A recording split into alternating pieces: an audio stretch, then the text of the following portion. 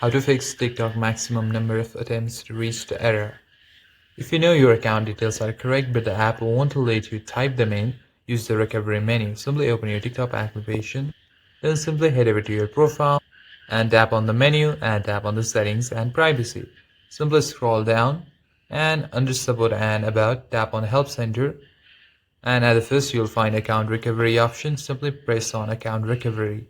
Now here you can look up for your account. Simply enter your username or email to find the account you want to recover.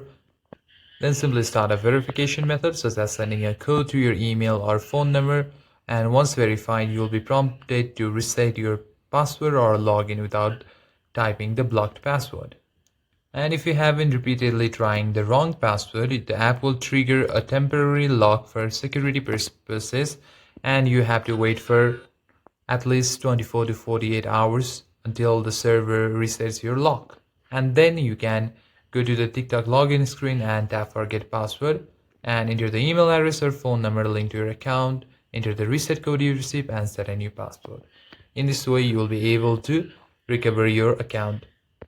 Now thank you for watching this video. If you find the video, consider liking and subscribing to the channel. I'll see you in the next one.